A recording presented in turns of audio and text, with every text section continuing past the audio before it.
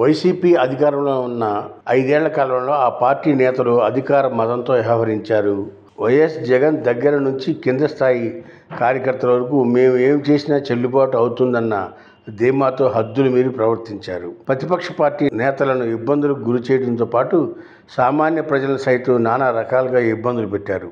Scene cut చేస్తే గత ఎన్నికల్లో ఓటమి ద్వారా వైసీపీకి ప్రజలు గుణపాఠం చెప్పారు.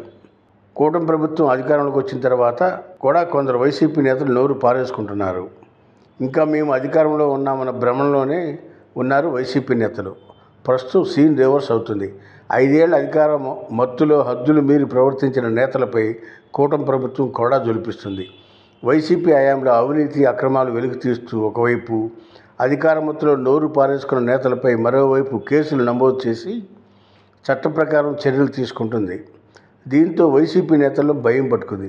చాలామంది వైసీపీ నేతలు మన వంతు ఎప్పుడు వస్తుందా అన్న భయంతో వణికిపోతున్నారు. అధికారంలో ఉన్నంతకాలం అద్దు అదుపు లేకుండా జగన్ మెప్పు కోసం ప్రత్యర్థి పార్టీ నాయకులపై, వారి కుటుంబ సభ్యులపై అనుచిత వ్యాఖ్యానాలు చేశారు. అసభ్య వ్యాఖ్యానాలతో రెచ్చిపోయారు. వారంతా ఇప్పుడు నోరెత్తేందుకే భయపడుతున్నారు.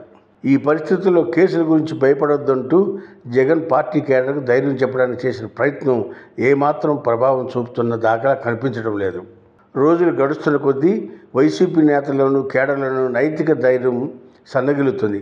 ముఖ్యంగా వల్లభనేని వంశీ అరెస్టు తర్వాత పోసాని కృష్ణమురళి అరెస్టు, అదేవిధంగా ఇంకొంతమంది నాయకులు, కార్యకర్తల అరెస్టుల తర్వాత వైసీపీ నేతల్లో మరింతగా భయాందోళనకు గురవుతున్నారు. ఆ పార్టీలో నోరున్న నేతలుగా పేరున్న వారంతా దాదాపు అజ్ఞాతవాసం గడుపుతున్నారని చెప్పవచ్చు. కొడాలి నాని తీవ్ర అస్వస్థతతో ఆసుపత్రి పాల్గాగా పెద్దిరెడ్డి బాత్రూంలో జారిపడి చెయ్యి విరగ్గొట్టుకుని విశ్రాంతి తీసుకుంటున్నారు. కాకాని గోవర్ధన్ రెడ్డి మైనింగ్ అక్రమాలపై ఎస్సీ ఎస్టీ కేసు పెడితే దాని నుంచి తప్పించుకుంటాక ఆయన హైదరాబాద్లో ఉన్నారో లేకపోతే అమరావతిలో ఉన్నారో ఎక్కడున్నారో కూడా తెలియకుండా పోలీసులు విచారణకు డుమ్మా కొట్టి అరెస్టు భయంతో అండర్గ్రౌండ్కి వెళ్ళిపోయారని వార్తలు అందుతూ ఉన్నాయి. ఇకపోతే ఆర్కే రోజా, అనిల్ కుమార్ యాదవ్ లాంటి వాళ్ళు ఎక్కడ నోరు మెదపట్లేదు.